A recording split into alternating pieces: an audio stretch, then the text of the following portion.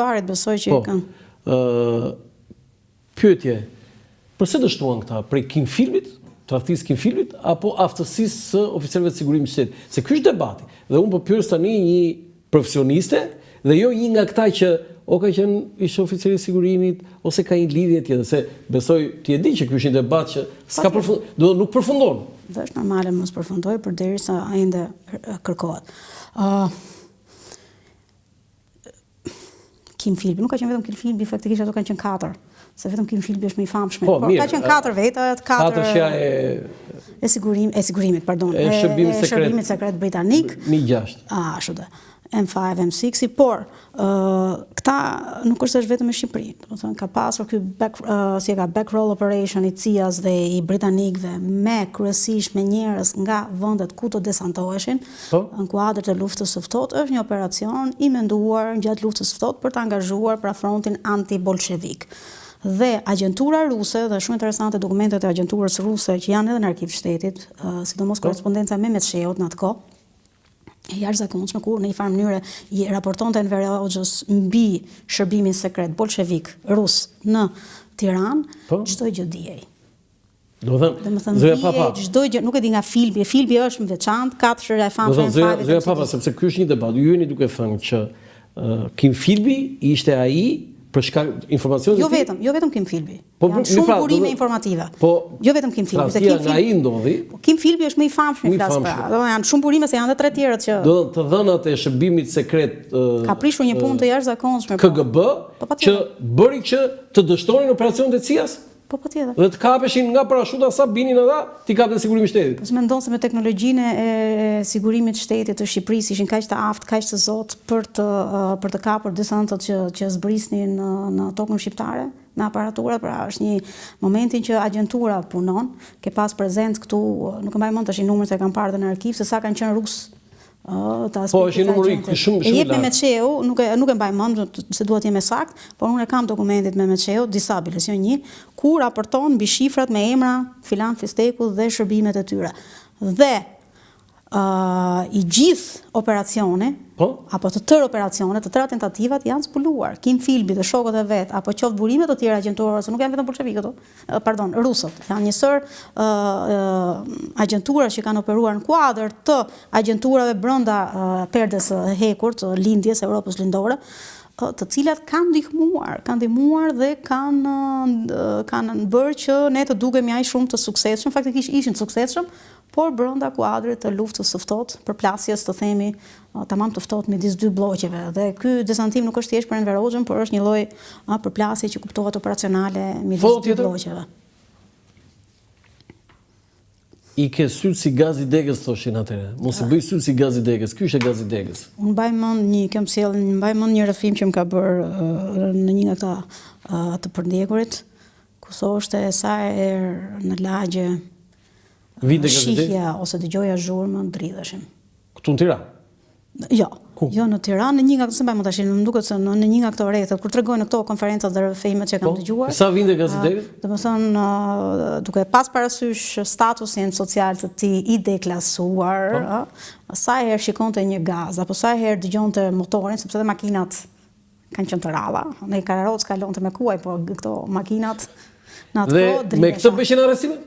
Po kryesisht jo vetëm me këtë, po ky ka qenë simboli i Ministrisë së Brendshme e Sigurimit të Shtetit. I degës brendshme. Vinte ky bënte gjëmën, ky arrestonte. Po në perceptim në përfiturimin e njerëzve po? Gazi degës. Ka qenë arma e sigurimit, pra një nga armët e sigurimit. Arma e dashur. Një ato levat e sigurimit. Po e dashur, shumë e dashur, se motorike byles. Shkretat, unë nuk e di fatet e tyre. Sa ata që të ndjekë, si mund të ishte, po vini me një makinë tjetër. Jo, si tash janë si këto makinat e policisë që atëherë ka qenë shile.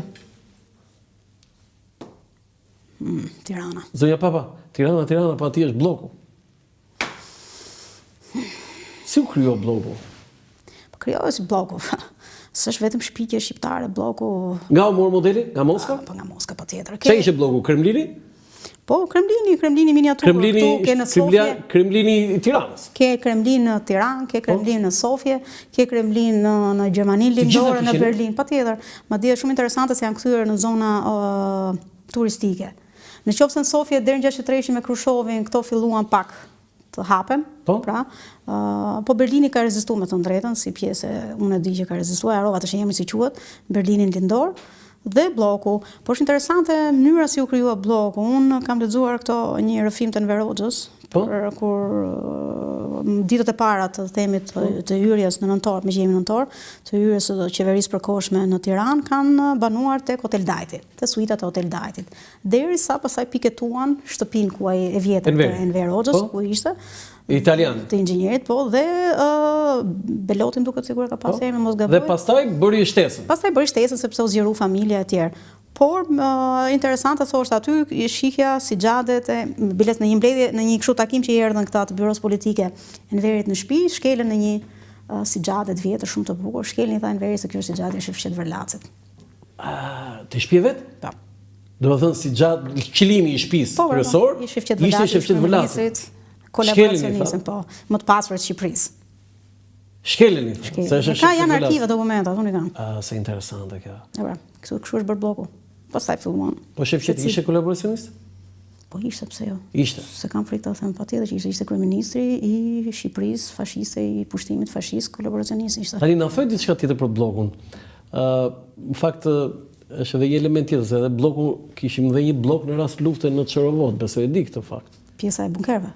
Jo, edhe bloku, ku do rrinte Enver Hoxha. Patjetër, po në Dajt atje, po ka kudo, në gjithë Shqipëria. Po jo, aty ishte bloku, po i vogël në Çorovod. Tani këtu, si funksionon dhe bloku? Për ata që nuk e di se unë e di. Po një zonë, domethënë bloku është aty ku tash të rinjt kanë qejf të argëtohen. Në atë kohë ishte ndaluar të futesh. Dhe aty ku çojmë sot turistat, që i tregojmë shtëpinë Enver Hoxhës, të cilën shqiptarët ende sot e kësaj dite duhet marrin leje ose duhet ketë në një event për kryesisht për të huajt ambasadorët apo në një shfaqje. Okej, po ti shpjegojmë aty që na ndjekin. Zëja papa, domethënë këtu nuk lejohet të kaloje. Nuk lejohet. Unë e mbaj më të mirë. Ti e mban më, aty ishte ushtar me armë. Ka qenë ushtar, një zonë postoblok, tamam postobloku ku është ai memoriali i hapur që e kanë lënë. Po ja, mua aty të cek. E kanë lënë mëshirë të fatit. Aty kishte ushtar. Aty kishte ushtar dhe gjithë përreth, e gjithë zona. Ishte rrethuar me ushtar. E gjithë zona. Dhe aty jetonte gjithë udhëheqja komuniste. Aty jetonin kryesisht antarë të byros politike ose sekretarë të komitetit kryesor të komitetit qendror në dijenin time. Jo, nuk ishin gjithë, se kishte rezidenca për shembull ku është Artigjanoja sot ose te Rrugica Salës. Kishte domethënë gjithë vilat më të mira të Tiranës. I morën ata. I hoqën pronarët, i shpronsuan dhe akomoduan njerëz të qeverisë. Po këtu kush ishte Enver Hoxha? Mehmet Sheu? Po Ramiz Alia, Hysni Ka, po gjithë Jo, Kadri Azbiu nuk ishte këtu. Nuk e di Kadri Azbiun, nuk e di as Beqir Ballukun as Kadri Azbiun, ndoshta kanë qenë jashtë, por këta kanë qenë ministra. Nuk e di. Por këto i di kryesorët, madje shtëpia Mehmet Sheu. Koçizoze kishin gjithë me Enver Hoxhën dhe ai e pa kurrë. Pastaj u zëvendësu. Por Mehmet Sheu është akoma rezidenca qeveritare që përdoret për këto takimet. Atje ndodhi ngjarja e famshme. Dhe po ngjarje e famshme. Mehmetin e vran apo vrau veten? Apo i vran veten? Po i vran veten, thoi, ka thënë birin duket se bashkime. Nësa unë, zonja Papa, profesoresh Papa, te libri im 100 vrasjet e kam vrasje dhe nuk kam dyshime, unë kam bindje. Vërtet? Po. Po ajo letra e Mehmetit? Ajo është kështu, hetimet vazhdojnë, sepse ka një fakt shumë thjesht, se po duket sikur po merrni ju tani në intervistë. Aty ka dy ekspertiza. Një i balistikës dhe një mjekut. Unë kam intervistuar të dy person. Dhe mjekun, jam i vetmi, Fatos Ariton, mjeku. Tani, përveç se Fatos Aritos ju ndalua që të bënte autopsin, ai ka bërë autopsin të Enver Hoxhës, të Fiqeretit, i ka bërë ai. Ktu ju ndalua. Si janë vrarë ose si janë vetë vrarë, si Enveri vdiq natyrale dhe Fiqereti natyrale nga mizera. Ka bërë dhe të tjerëve, tani, këtë të balistikës e ka bërë Serfim Ftari. Ai thot me dorën e majt. Ky shkon me dorën e djathtë. E ka vënë përpara unë aty. Dhe ai thot duhet të jetë gabim shtypi. Tani pyetja ime është, këtu mund të pyesim ty. A ekzistonte që pikërisht në qyrjen e kufomës dhe të vendit të ngjarjes mund të kishte një gabim shtypi? Po më këto, po a çarnci ka rëndësi të madhe e vran apo Mirë. Për një historian nuk ka rëndësi, për mua. Jo, sepse nuk është i vetmi që është vetë vrarë në Shqipëri. Dhe jo vetëm në Shqipëri, në të gjithë, po më të gjithë pjesën dhe Nako Spiro. Omer Nishani. Që s'një fare, thamë vdekin aty. Këto janë raste që Stephen Kotkin, që është biografi, është jashtëzakonshëm, është biografi Stalinit, po boton vëllimin e tretë jetës Stalinit, pjesa e fundit deri vdekjes. Jep në sa raste të eksponentëve të lartë të Partisë Komuniste Bolshevike, të Partisë Bolshevike Ruse, Bashkimin Sovjetik, që kanë vrarë veten. Do të thënë momentin që kanë devijuar nga linja e partisë, të themi, dhe ajo bindja për partinë, për vijën e drejtë, ndoshta edhe zhgënjimin ndaj liderit, ndaj udhëheqësit, futet këtu pastaj edhe pjesa e kultit të udhëheqësit, i ka çuar o drejt vetvrasjes ose i kanë vrarë dhe i kanë paraqitur si vetvrasje. Dhe pyetja është, a ka ndonjë rëndësi? E vranë momenti që ai ishte një enverist, ai ishte një komunist, ishte bolshevik, domethënë në atë bindjen e vet për të sistemit, ka ndërtuar sistemin dhe ka mbajtur sistemin. Foto tjetër.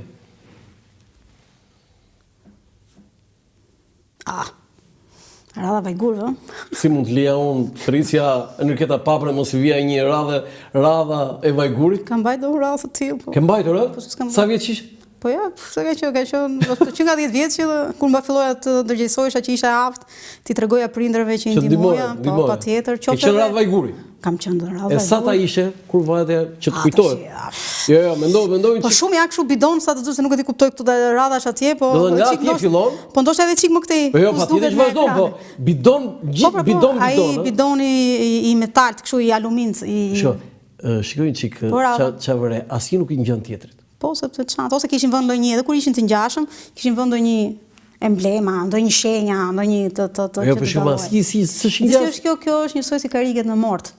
Unë them studentëve të mi, se bëj lëndën historia dhe memoria, dhe kujtesa, vizuale qoftë, kur kishte raste fatkeqësisht në shkallë të pallatit.